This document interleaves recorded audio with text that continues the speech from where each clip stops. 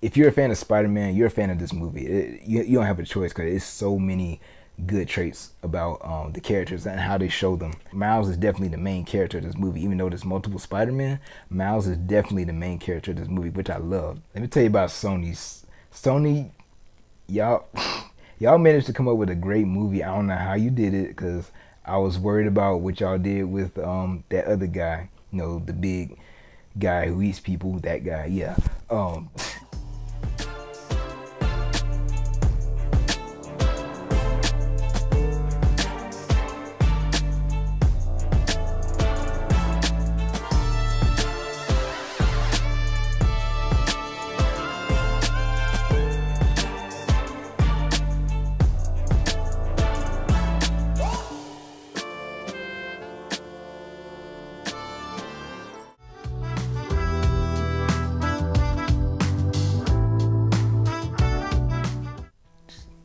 Y'all, your boy feeling really good today for two different reasons. First of all, shout out to the Atlanta United for winning the MLS Cup last weekend. We had a parade Monday. It was dope. We finally got a championship in Atlanta. I'm excited. I got to rep y'all, and I hope we get many more. Reason number two, I just got back from seeing one of the best movies of 2018, and that's Spider-Man Into the Spider-Verse. Yeah, you see I'm wearing my Avengers shirt today. I'm repping for Spider-Man. So I had to do it. It was cheap. I got it for like $10 at JCPenney outlet.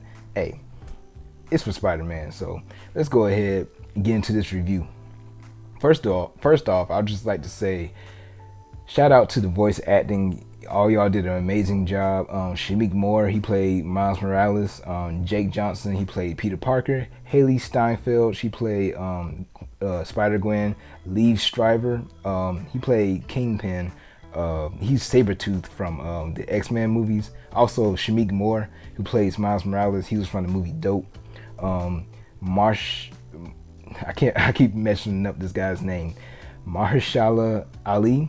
Mahershala Ali. Yeah, y'all probably know him more from Luke Cage on Netflix. Season 1, he played Cottonmouth the villain, and he's one of the best villains Marvel has had to date. And surprise, Nicolas Cage, he played Spider-Man Noir, like the black and white Spider-Man from like the 1940s, like in the movie. He actually did a good job voice acting. I gotta give him his credit. Nicolas Cage, hey, maybe you should just stay as a voice actor because your movies suck. I'm just gonna keep it real. Your movies kind of suck, but as a voice actor, go ahead. Go ahead and keep voice acting because you did a really great job. I didn't even recognize your voice hardly, and you did a great job. Yeah, those are the main. Oh, also Aunt May, Lily Tomlin. I don't know much about her. Oh, Brian Tyree Henry, my boy from ATL. My boy from Atlanta. I'm sorry. Brian Tyree Henry. He plays Paperboy on Atlanta with Donald Glover and them. Lauren Valise, she plays Rio Morales. That's Miles Morales' mom. Yeah, and those are the main ones. Yeah, so let's get into this review. Yeah, the voice acting was great. The artwork, like I was really just. First of all, I need to go back and see this movie in 3D. I think it's worth going to go see it in 3D because the artwork is just amazing. Like just the colors pop. Like it's not too much. It almost got too much for a second. Like can people get a seizure from this? Nah, it's very organized color. The action is very clear. You know what's going on at all times. Like the move sets, it's not jerky. Like the animation is very smooth, it's very crisp, it's very polished. And the funny part about it, you know how in comic books they'll have like boom, bam, like stuff like that. They actually have there's a lot of comedy in the background. Like the background itself is like another character in the movie because they were like you would have like there's one scene where like Miles threw a donut at somebody and like the donut hit one of the guys upside the head and instead of saying boom, it actually said donut, like bah. I was like that's just pure comedy right there. Like it fits so well with Spider-Man because he's always cracking jokes and everything.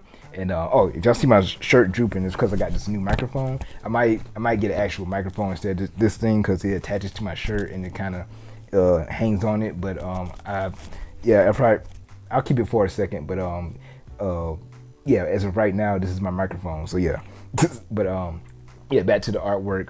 Yeah, great use of the comic book similarities. Like they also have like meanwhile in this part of the city, and meanwhile going stuff like that. And like later on that night and they'll play around with that like jokes wise. Like it's a very huge part of the storyline of the movie, and I really like that. Let's get on Miles Morales. Like I first of all, I read the comics and I love him as a character, and this movie only added to that. Like he's the most likable teenager. Like he's not angsty like a lot of these teenage movies do. Like they have angsty teenagers, and you gotta be patient with them. Like they're gonna get better. You gotta you're gonna learn to like them later on. Like no, it takes too long. It's too cringeworthy. I hate it. But no, not Miles. Miles is he's a typical teenager. Like he loves. He actually spends his time singing when no one's looking, which is just funny. Like yeah, he sings to relax himself.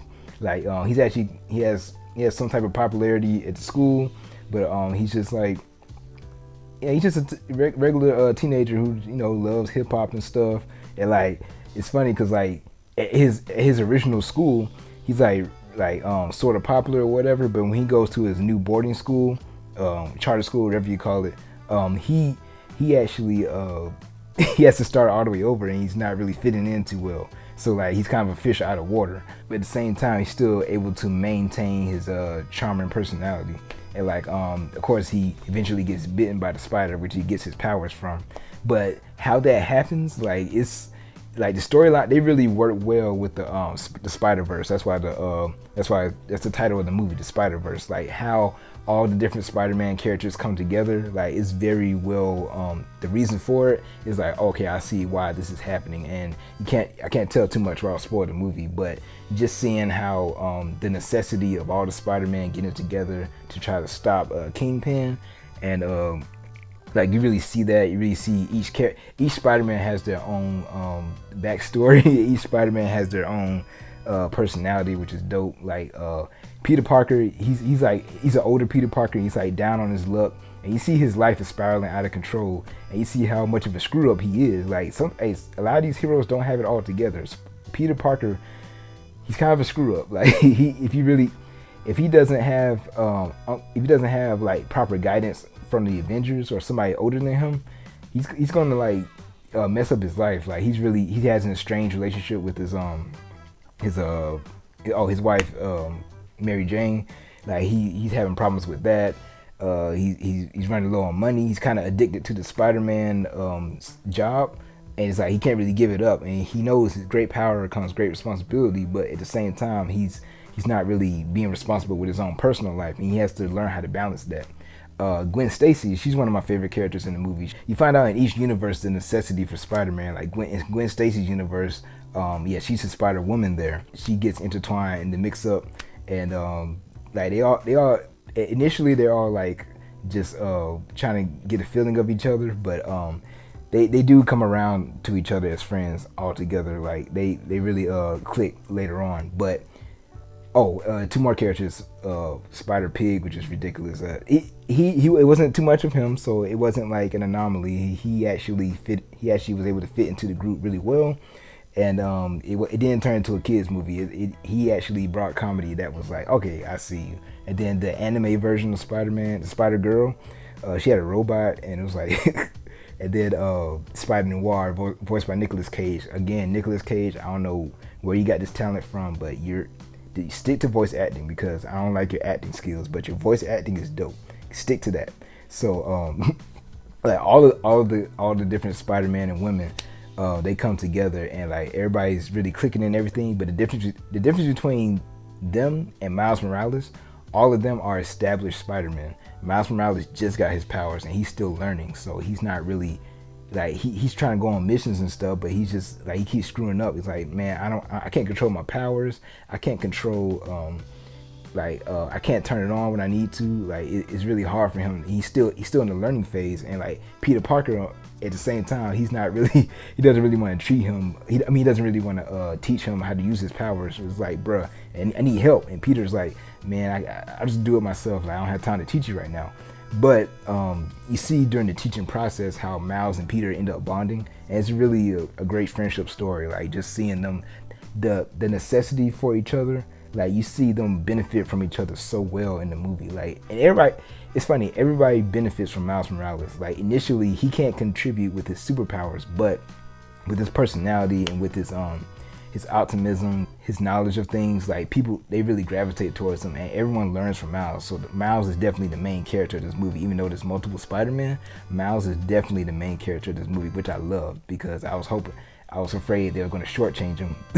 I was like, oh goodness, like he's a black superhero, and they're not gonna give him his own movie. Like, what you think, bro? You think but they actually gave Miles his proper shine, and he's like one of the most popular comic book characters out right now. So I love his comics. I read 2 volumes of it. It was 2 collections. I read 2 of them already, so they're really dope.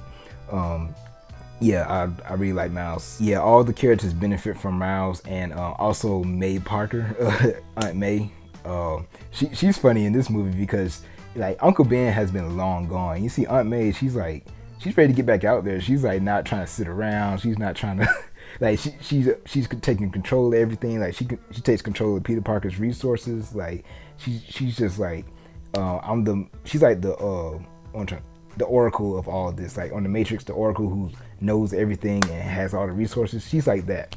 Like everybody who needs something, like, okay, come into my house, let me show you something. I got this, y'all can use this. Like it's like the Aunt May, I love it. This is like the best version of Aunt May like ever in all the movies. Like this movie, if you're a fan of Spider-Man, you're a fan of this movie. You don't have a choice, because it's so many good traits about the characters and how they show them.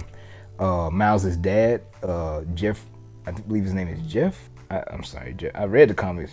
Jefferson Davis. I call him Jeffrey. I'm thinking of Fresh Prince Jeffrey, but Jefferson Davis.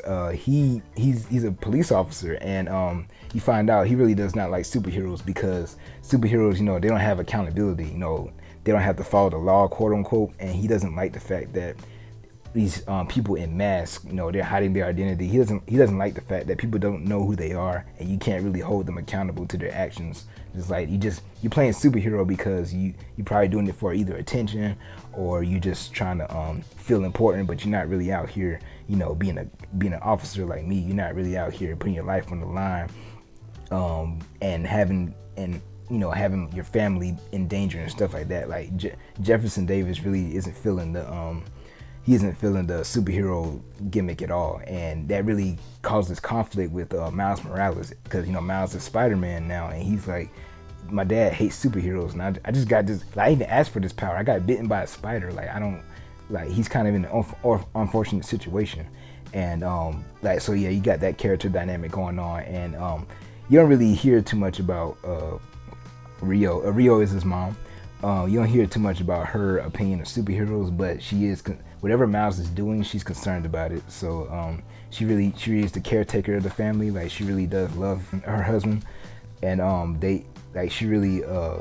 she's supportive of both of them in whatever they do. And it's just like, it's a really heartwarming family. Like you gravitate towards them so much because they're so typical. Like the parents, that Miles is a good kid, so I'll give him credit for that. Like, he's doing pretty well in school. He just trying to do the right thing, and he stumbles upon some powers, and the powers kind of get in the way of his personal life, and his parents are now concerned about him, and it's like, it's not that serious. He can't tell them that he's Spider-Man, but he's like, he also trying to let them know not to worry about him, and so it causes a lot of stress on him, and like the character development in this movie is very well done. Just seeing, like, every character is necessary in this movie, even Spider-Pig. I can't believe it. Like that, I thought he was gonna get in the way. I thought that stupid Spider-Pig gimmick was gonna, like, I thought it was too kiddish. Like, it's gonna be like, oh, a circus thing for the kids. Nah, like every character played their purpose. Even the anime girl who had the spider robot, like, she was able to hack into some stuff. Spider-Man Noir, the Nicolas Cage one, he is cracking jokes left and right unintentionally, because he's a very serious character, but what the things he was saying was hilarious. Gwen Stacy, she and Miles, they have their bond grows and grows, the love story, but it's more of a friendship first, because hey, it goes in life. It's best to be best friends first before you decide to get into a relationship with anybody. Like you want to take a relationship seriously, see a future spouse, make sure you're friends first. Yeah, just be really good friends. And Kingpin is he's ruthless. Like if you think this is like a regular cartoon movie, like Kingpin, he switches up the tone real quick. Like he would come in there, he's killing people, man. Like he ain't playing. Like and he has his character design is so funny because like he had this big old body and his face is like right there in front. It's like his head is on like his chest. It's not really, he doesn't have a neck. Like his head is on his chest and he's just a big, powerful dude. And you find out his motives for why he's doing what he's doing. And it's like, it's like, okay, you can understand, but at the same time, he's evil because like he's corrupt. So he's willing to kill so many people to get what he wants. So that, yeah, he's definitely corrupt. And like, yeah, the final battle with Kingpin and the Spider-Man, like,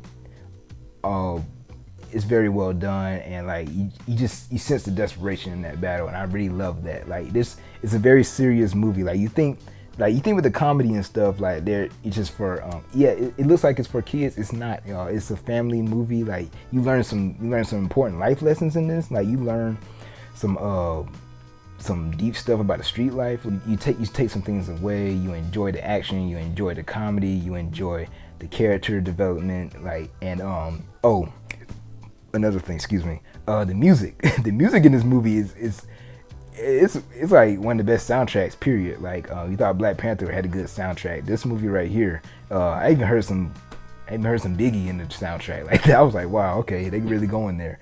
But no, like the original songs for this movie, like they really do shine, and I really love the fact that there's so much artistic ambition. You can see it in this movie. It's so much artistic ambition being pushed in this movie. Like you see the people really care about the product, and I love this movie. This movie is magnificent. I'm a huge Spider-Man fan, so I'm trying not to be biased, but I do like great films, and trust me, if the film was bad, I will let you know, because like some other movies that came out this year, this film was pretty great. Like I gotta give this film a grade, and I'm so proud to say that out of all the Spider-Man movies that have come out since 2001, 2002, this is the third best Spider-Man film behind Spider-Man 2 and Spider-Man 1. It's right here, Spider-Man Into the Spider-Verse, and this movie gets an A+. Let's go. Thank you, Sony. Let me tell you about Sony. Y'all managed to come up with a great movie. I don't know how you did it, because I was worried about what y'all did with that other guy, the big guy who eats people, that guy, yeah. But y'all came through with this movie. It's not like Spider-Man Homecoming where he didn't even have his spider senses. Homecoming was a good movie. I really enjoyed it, but as Spider-Man, he was kind of weak, and they could have done better. I know he was a kid, but that's still no excuse for not having your spider senses. It's kind of weak. But Sony, y'all did a great job with this. Y'all's animation team, give them a raise, because the animation was dope. Like it felt so original and so new. Like it just felt like it's just such a feel-good movie. Like you don't have too many movies like this nowadays. Like just a feel-good movie that is well done. It felt very it felt like you didn't have to try to enjoy it. You just sat back, relaxed, and enjoyed it, and I really appreciate that. So yeah, this movie well deserves the A+ grade, and I'm so happy for it. Yeah, I hope this develops a lot more Miles Morales fans, because he's a dope character, and I will stand by that to this day. To this day, y'all see that meme with that guy? I will stand by this to this day. Miles Morales is a dope character, and I'm glad this movie got him right. All right, y'all. This is Telekinesis, and I'll catch y'all later.